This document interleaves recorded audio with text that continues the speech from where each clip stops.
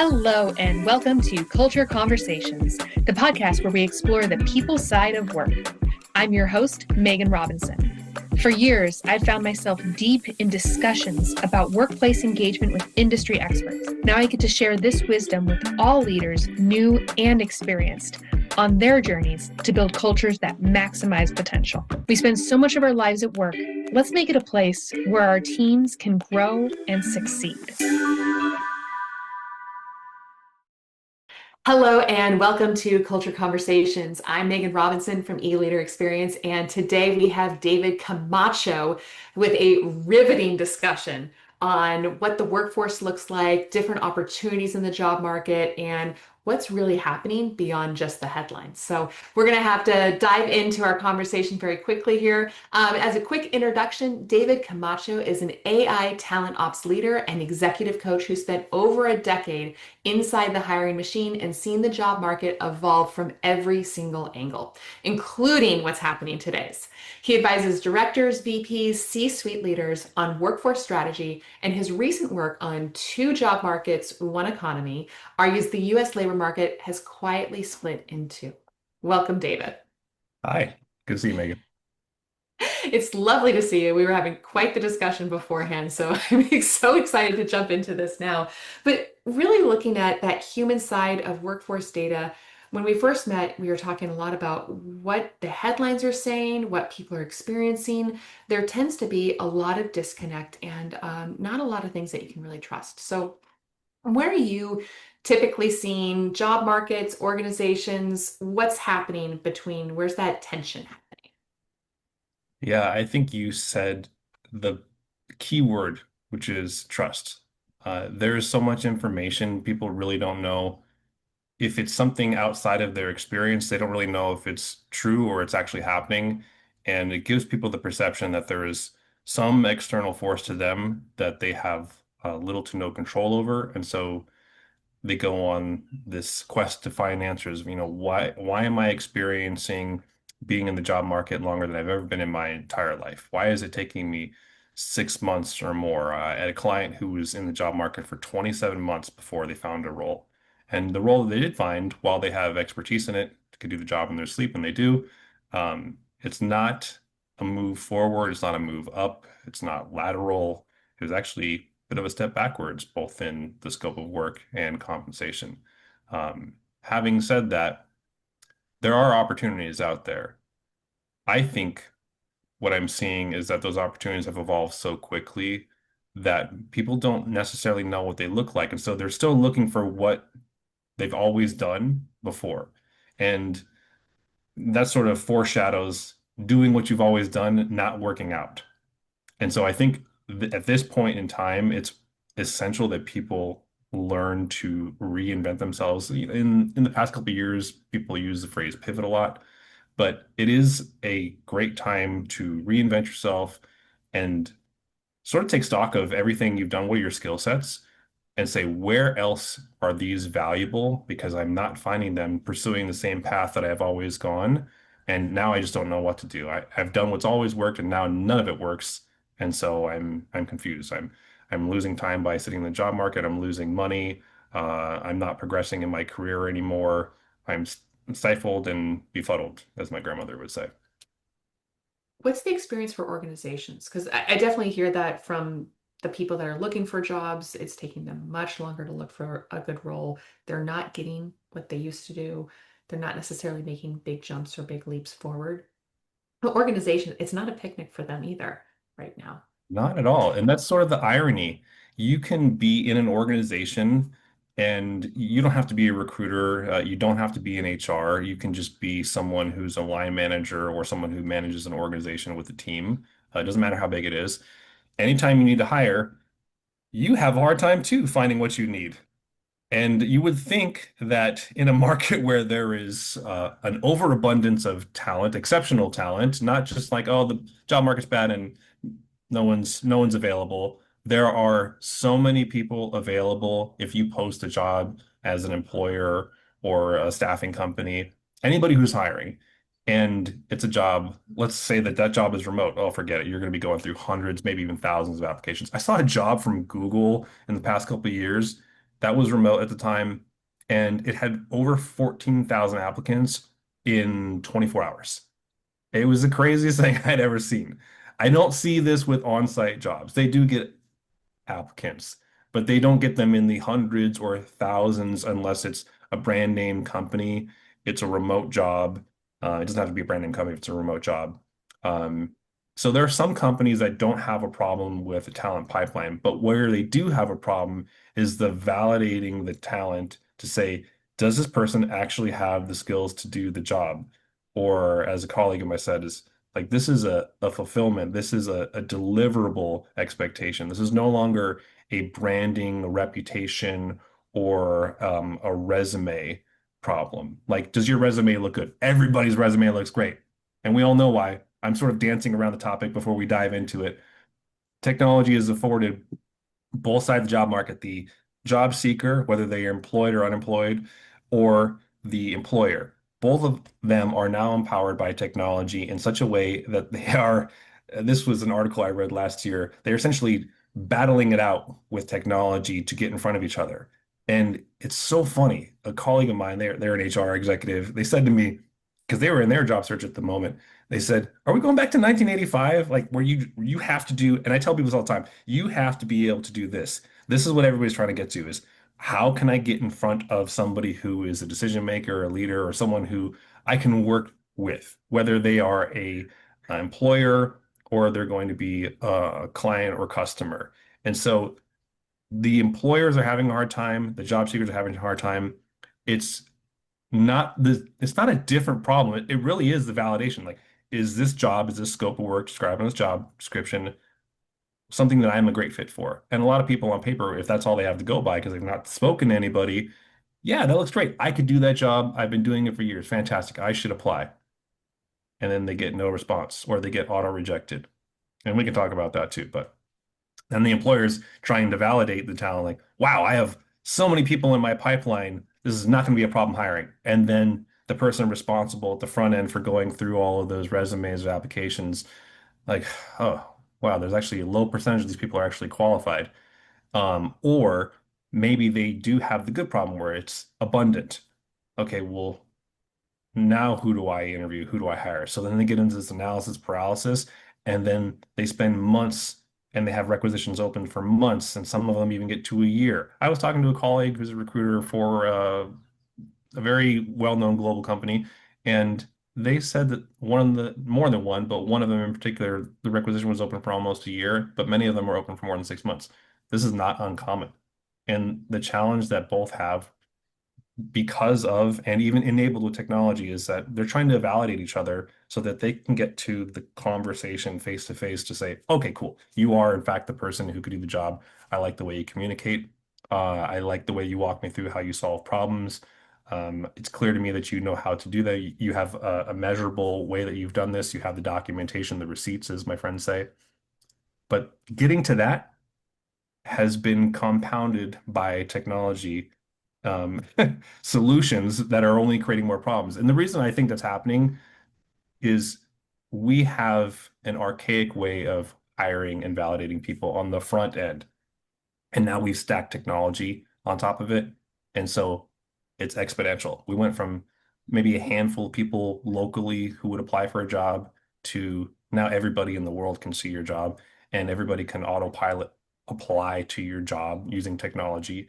You, as the employer, can validate and rank candidates in the thousands if you want to. They can interview without you ever showing up. One of the AI solutions that I had a partner with for um, the front end of recruiting, they pull in resumes, they connect with all these applicant tracking systems, all of them, and they can auto invite people to AI interviews and they can screen them out and then they get ranked. And then people basically they go through the regular process of any applicant tracking system is I'll get a notification, whether that's positive, meaning you'll move forward to the face-to-face like we're doing, or they will maybe they'll be sidebarred as like a secondary tier, like a B tier, like maybe I'll get to those people, maybe they'll wait, or maybe I will just be kind and say, hey, you're not fit for us, and you get an automatic message. Um, But technology is built on top of archaic processes for validating talent is one of the reasons that made this problem exponential. I'm gonna pull back a little bit because I definitely want to dive into the technology aspect about it. But you are a statistic, almost a statistician, I feel. You have all the data behind it. What's being pumped out there, and what is that disconnect between it? Is there anything specific that you see or the headlines that you're reading that just are false at this point? I think where people get misled is they are looking at broad generalizations. So when you hear on the news data from the Bureau of Labor Statistics, oftentimes I have found, because I was asking myself the same questions a few years ago, I'm like, wait a minute, how is unemployment low, but it's so hard to find a job? I mean, it's not just me, it's every single person I talk to. How is that possible? That doesn't make any sense. And then I actually opened the report and then I read it. I'm like, oh, regionally, city to city, state to state, it's different. Some states, metropolitan areas that have a higher population, where a lot of industry is centralized. I'm thinking Los Angeles, San Francisco, New York, even Florida now, in different parts of Florida, um, Nashville, Tennessee. And there's also a healthcare tech market there as well. Um, and Denver, Portland, where you're at, Seattle, Boston, their unemployment rates are different from other places. And also their market opportunities for employment and or for industry are also different. So when I hear data, the first thing I do is I want to know where is that data coming from. I learned something in my statistics class years ago in college that was the most valuable perspective I ever heard. And my my teacher, the statistician, literally said, "I can tell you any story you want to hear with data. I don't care what it is. Just tell me what the margin of error is. What can I use? Basically, what can I get away with to tell the story that you want me to tell with that data? Because I could tell you in any direction. Unemployment is low. Great, cool. Am I averaging it? Is it across all regions? I can tell that story all day long. Oh, it's historically low. Oh, we've added jobs. Okay, great. We've added thousands, hundreds of thousands of jobs. Great. But how many have we lost? Oh, how many people are not hiring and also not leaving their job? So where are these opportunities? Is kind of the feeling that people get because of these broader generalizations. Which only Uh, adds to the stress, the pressure, the depression that happens for many people when they are looking for a job, not to mention the confusion and frustration for employers hiring. yeah, I mean, you gotta think as an individual, your belief is I'm good at my job. Let's say that I have accolades. I've always had great performance reviews. I've always been employed. I've never been unemployed. And then you take that logic into this job market, which is split in two, where people can't find jobs and employers can't find people to hire, seemingly. None of this makes sense.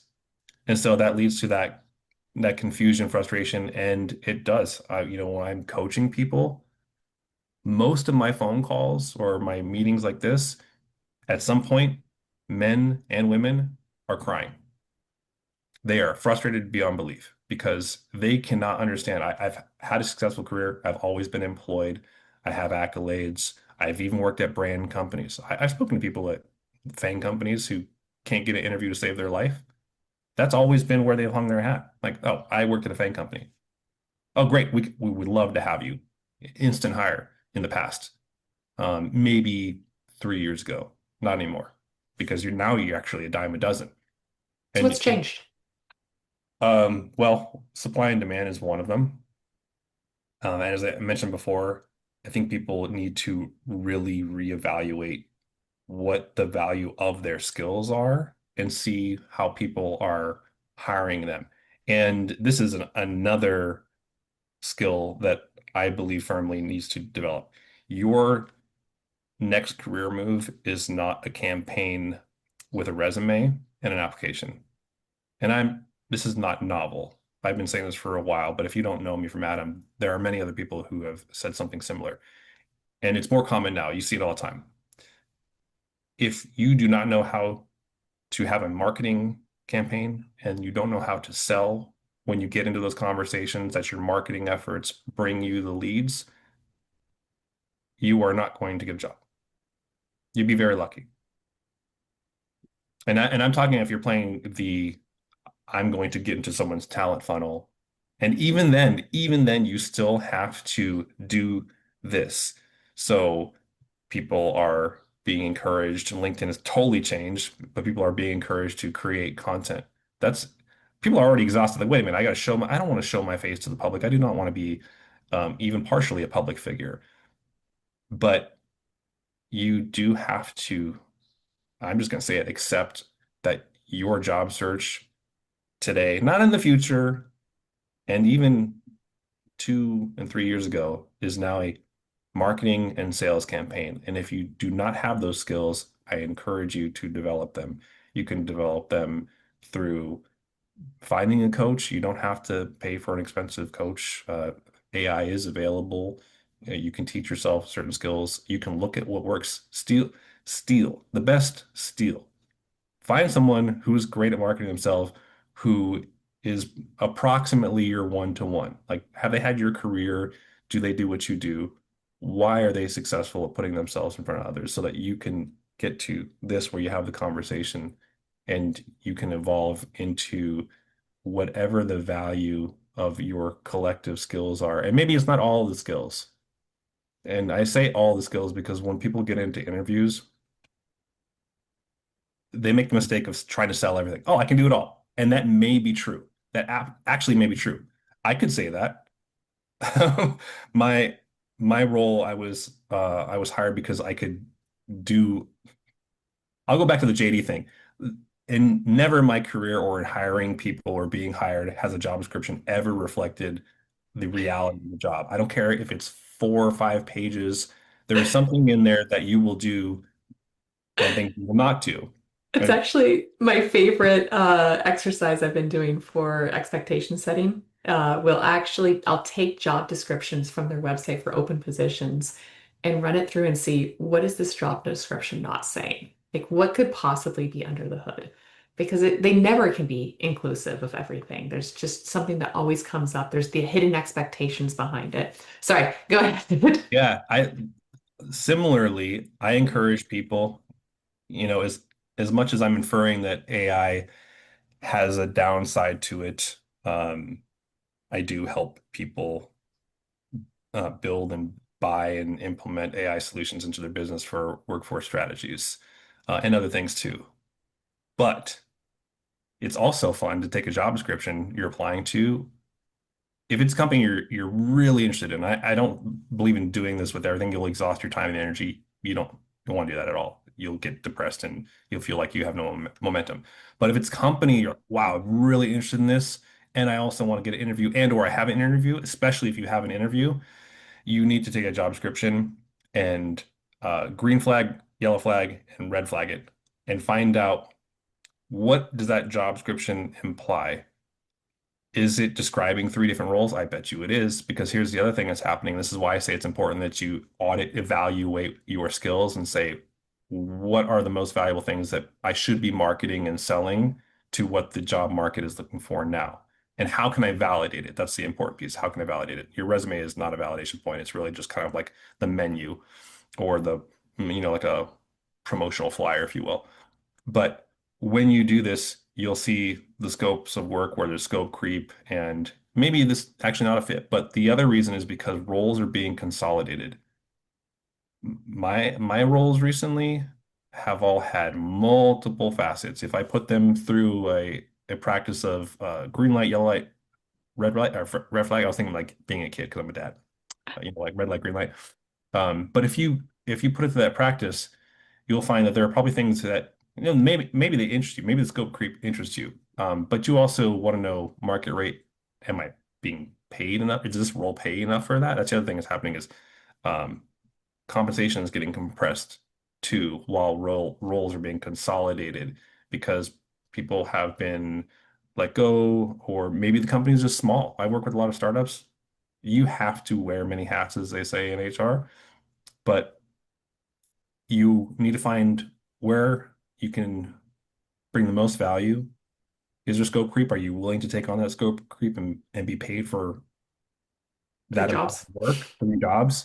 Um, and how can you take all those when you show up to an interview and you tell me you can do everything, there's actually a good time to be able to articulate what is that, because you may in fact be asked to do that because teams are getting smaller. Even these Fortune 50 companies, they just laid off tens of thousands of people and they've been doing it every month almost continuously for the past 2 years. So what do you think's happening to the roles? What I'm noticing, and you and I are talking about this before we officially hit the record button, is there are needs for people to have project management skills. That's kind of always been the case as the Standard. further up you go. Project management skills, product management, depending on the industry you work in.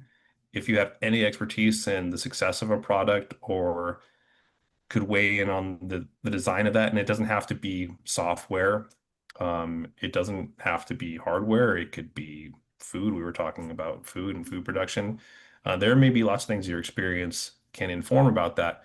But what I'm starting to see is that people, these roles, even these roles that you typically might not see as leadership roles or management roles, maybe they're even just in the first 3 years, people are starting to consolidate these roles into things that require project management, product management, or product knowledge, technology. I've had to spin up several websites for partnerships. I'm not a web developer. Can I do it? Yes. Am I vibe coding these things? Yes. But so can you. And so it's becoming an expectation. I've heard anecdotes of people going in interviews who actually are technical and they're being asked to vibe code things. That blows my mind. I used to be a QA test engineer, so I'd have to do a lot of fun, scrummy Jira stuff. But no one wants to spend their time doing that now. I mean, they might do code review, but they want to do it like this. It has to be And, fast. It and has to be instant. You have to be flexible, dynamic, agile. And that's on top of what you started to touch on, this project management skill, the product management skills. It's the strategic, the critical thinking, which I will say has been something that people have been lamenting about for years and years and years, is they want more critical thinkers. And only now are we really getting to a point where you will start to see where those are living or dying, where they're actually being applied, or whether you're out of that job very, very quickly. oh, those things can't die. And I'm glad you mentioned that. So the job market is also divided. There's a split there. There's this paradox, if you will. There's technically even a third one because the amount of people who are looking for work, who have work already, is more than 50%. But of all these things that are splitting and dividing and then being compressed back into something new, the things that are becoming more valuable, and this is what I love about these conversations, is they always come back to what we're doing, is what is the most human thing about you? And that in its own way has become a commodity, meaning I know that now I can get any number of things out of production for a low cost, for pennies. I can replace a marketer for pennies. So why am I going to hire one? I'm going to hire one because there's something novel about their thinking, about how they engage with people, about what their ideas for engaging with people are, that AI hasn't managed to somehow slop together from the billions of users who are on these different platforms. You have to be able to direct it. You are this orchestrator of your human experience. And that's why literally I was having this conversation with my non-technical 88-year-old grandmother. And she was harping on about why critical thinking is so important. We're talking about parenting, but if you do not have the audacity to think creatively and apply your human experience, which is a now high value commodity for connection and ideation and novel thinking, then why wouldn't I replace you with an automation or some LLM. And nobody wants to be reduced to that. We were talking under the preface of the human element of the job market, the human experience behind data. And yeah, I could rattle off data all day long about this job market, and people go, "Oh, that's interesting." Yeah, but people get lost in that because it doesn't necessarily mean anything to them. They want to know, why the hell is this happening to me? More Yeah. importantly, what do I do about it? Yeah. Because yes, it's happening to me. Yes, you can validate your own experience, but it's a question of how do you get over it? How do you get above it? How do you get around it? So I'll tell you what my critical thinking led to is how fast can I get in touch with a human being to share in their goals and my goals in a way that gets us both excited. The interesting thing about having a job is that it's tied to, I'm sure you know what the hierarchy of needs are. We, you hear enough people, you see just individual content out there going, yeah, I'm passionate about um, microprocessing and manufacturing and supply chain. Just can I have a damn job? The more important thing to me is, can I have a roof over my head? Can I eat food? Can I take care of my family? Can I be safe, secure, and stable? I, I can do any job at this point. I don't care. Like, let me learn a tool. I've been in your industry. I'm perfect for this job. Can you just give me the damn job? But that's as much as another human could understand that, especially if they've been in that position. It does not matter to them. It's not to be callous or inhumane. It's because it's not relevant to them. And this goes into this idea of marketing and selling yourself. So who do you best work with? It's the person who you have a shared goal or interest in. And I heard somebody talking yesterday. They said they were finding clients by going and doing an activity that they liked. It was like a fitness activity, and they were getting all their clients from there. But they weren't going there to get clients. They weren't going there to get a job. One of my colleagues is um, a director of product, and they got their first product job, I think they said, from a yoga class. They had I'm, zero experience in it. you mentioned going back to 1985, and I'll say that's the trend that I've been noticing is you can't fake that human element. You can't fake connection through in-person, true network, real experience of understanding, meeting people, and that's how you more often than not are cutting through the noise is by making real connections, authentic connections, having conversations, to your point, jumping to the end to finding that real goal. Yeah, and I think a lot of people feel that they have to go through all the barricades that are the socially acceptable way to become aligned and employed. Meaning the way that I get a job has to be I update my resume, I have it reviewed, make sure that it describes me well. Everybody now is a resume expert. That's been commoditized greatly. You really don't need too many eyes on it. It's really more of, can this person give me insight into what I'm doing because they've been in that market, and are they connected to those relationships that can open the door faster? It's really not about the resume, so to speak, even though some people have this archaic thought of like, this resume doesn't look like what I want it to look like. I'm like, that doesn't matter. I tell people all the time. I told another recruiter this. I'm like, are you hiring a resume or are you hiring a person?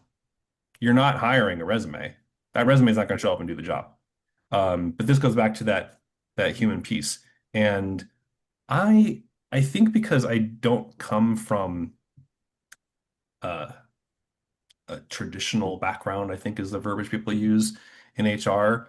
And actually, like most talent acquisition professionals, I was talking to a recruiter colleague of mine the other day.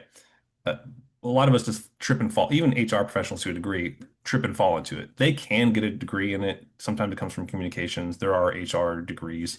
But I tripped and fell in talent acquisition. Um, I would say that it was by accident, but it wasn't. I was doing sales, and talent acquisition is a sales job. And that's how I tripped and fell in it. But it was the human piece that got me to go, okay, what am I good at today? Well, I can talk to people, and I could probably sell this stuff. So I'll do that. And then someone else said, hey, I like that you actually have this skill set. I know you didn't know we were looking for it, or I know maybe you didn't know it was valuable, but we value it. Would you come over here and do that? And then it sort of leapfrog to all these jobs that I would otherwise look at my whole life and go, wow, this is completely disconnected. Again, going back to this is why it's important you evaluate what it is you're doing. But in doing that, because I have this, I'll call it unconventional background, um, I don't think that there are any rules around how do I connect with people. I also don't think that I need permission. So here's where this has been happening, but I don't think it's being overtly discussed in terms of how you get a job. People are like, well, you got to update your resume and you got to use this AI tool and you have to network on LinkedIn. Listen, there is so much data and information available. You can literally, and I'm just going to call this out because this is what I would do and have done. You can literally go get a free Seamless AI account, hi Seamless, not a sponsor. Um, and you can go get contact information and just cold call people. The thing is that for the same reason people are afraid to interview or apply to a job, maybe it's a certain brand or company, maybe they don't feel like they're like at that level or that they don't match that brand or something, is the same reason they won't pick up the phone and talk to the person who is aligned with where they want to be. You literally can go get their damn phone number and connect the Chrome extension, go to LinkedIn and say, Pick up the phone. this person is awesome. I love what they're doing. I even like the way they describe it, looking for these human elements, these human signals. And then you're also looking for buying signals. Again, these are all sales. It's all sales techniques. Yeah. But at Yep. the end of the day, if you can't pick up the phone and talk to the person, what's going to happen when you're in the interview? After your awesome AI resume passes through the applicant tracking system or whatever they're using for a job site, what's going to happen when you show up? You're going to be unprepared. You might as well prepare. The reason why I'm not afraid to talk to people anymore is because someone stood over my shoulder and made me call 100 people or more a day. So now I don't care. And but not everybody has had to have that happen to them, and sometimes even salespeople won't. But the people who I do see do this are in fact salespeople. Why? Because they've been conditioned to know how to handle and respond to objection in real time and get to the yes. And that's really all you're looking for a job. You just need one yes. If you're looking for an employee and you're not hiring like a high volume role where it's like, hey, 100 people on the supply chain in the processing product or shipping product, great. But it's usually like a one of one. You just need one. And you just need to know how to trust me, that company, like this job market might suck for em employees looking for work or promotions and job seekers, but that hiring manager for the person that they really want, they have to sell too. And here's the thing I tell people all the time, because sometimes that like evades them because they're like, I'm the one in need, I'm the one who's not in a position of strength. That employer has the same damn problem. I would love people to just become aware of that. There are two things. They're struggling and you're struggling. And both of you have to sell to each other. And if you don't, well, then neither one of you are going to work together. Even if you're like, hey, best company in the world, love their benefits, they've won awards. I've won awards. I got great employee reviews. I've got letters of recommendation, all those things. If you can't connect with those people and you're also not willing to condition yourself to have that conversation with confidence, and put yourself out there in a way where other people are like, let me wait in line. Let me wave my resume. Like, please look at this. You're not going to get in conversation. But if you really want to know the hack, go get a database, get some free credits. You can use Lucia. You can use Seamless. By the way, obviously, these are things I've done because I'm telling you exactly what it is. Oh, that's the other thing about my advice in general. I would never tell anybody to do something that I didn't do myself with effect or success. But just pick up the phone and call somebody. Ooh, I here's a fun one. I have to give you this. I'm sorry to interrupt you. Okay, no, it's okay. I was saying we gotta wrap up. I'm so excited, but you're giving all the juice at the end. Here's a fun one. I've put this out there a few times now. I have this thing called a reverse Uno card. And if you've met me, I've already done it to you, so you know. There are awesome companies out there, and they have a sales funnel. They're either marketing to you through ads on Instagram or Meta or TikTok. I don't care who it is. They have a sales funnel. And Microsoft even has one. People are like, man, how do I get a job with Microsoft? And I'm like, well, let's go to their page and see if they have a sales portal where you can book a call. I book calls with sales teams all the time, and I do my market intelligence and I figure out what they're doing. I don't do with everybody. I do with people who are doing something interesting that I, again, am aligned to, and I want to work with them in some way, shape, or form, either as an employer or a client. I call it the reverse Uno card. Now you hear like Gen Z throwing this around because they're like, oh, I've switched it up on them. This is how I switch it up on employers. I will get, if you haven't met me yet, this is how you will meet me. I will get into your sales funnel. I will find a way to get a hold of your calendar and I will book a meeting with you. I did this yesterday and I'm meeting a CEO on Wednesday. Hi, for the future. You'll know exactly what I did if you see this later. Um, people are out there saying, "Hey, meet me. I want to tell you about my product." And you go there and you learn everything about the company. Salespeople, by the way, we will tell you everything. So why wouldn't you do this? And then you can take all that great intelligence you've learned and then go reach out to the person you want to talk to and or just get the introduction from them. I can't tell you nobody has ever said no to me. I'm like, "Hey, can I meet your head of partnerships?" Oh, we don't have one. Oh, cool. Who would that be? Oh, it's probably going to be our CEO. Great. I'd love to meet him. Okay, awesome. I'll get their calendar for you. Okay, thank you. And again, back to your other question, it's because I don't have a belief that you can't do this. I don't believe that there's a right or wrong way to meet somebody. I believe that if you think they're doing something amazing and you think you could do it with them and or you could help them do it better, then you should talk to them. What's the fastest way to talk to them? Get their phone number, find their calendar, get on that thing, pick up the phone and call them and meet them and see, hey, do we connect? May they hang up on you? Sure. How'd you get this number? Oh, I got this number because I saw you were doing this and this was out there. So I just thought I'd reach out to you. It's the quickest way. Let me know if you have 5 minutes. What's your email? I'll send it to you. Salespeople do this all day long. They're just not afraid to get kicked to the curb. Somebody will say yes, and you only need one, just one. Just one. That is incredible advice. I love the salesperson strategy. I find more and more things in our world actually has to have a sales approach. And finding a job is one. I will say a lot of leadership actually needs a lot of the same sales skills as what it takes to be effective with it. But those are quite the few insights, David. I'm definitely taking notes and sending this to a couple of key people. So thank you so much for sharing them. If someone wants to get in contact with you, what's the best way for them to do that? The fastest way to find me is probably on LinkedIn, because I'm all like writing articles or posts. You can reach out to me at David at totaltalentsource.com. Or if you're someone who is looking for executive coaching, you could email me at the executive coach at Total Talent Source. If you have questions about AI in your operations or in your talent systems or your process, I'm happy to answer those. There's lots of different approaches that you could take for your business. You don't need to buy everything or use everything all at once. Um, and as a coach, you don't need to do everything all at once. There may just be like one or two things you need to adjust, and then you'll be on your way.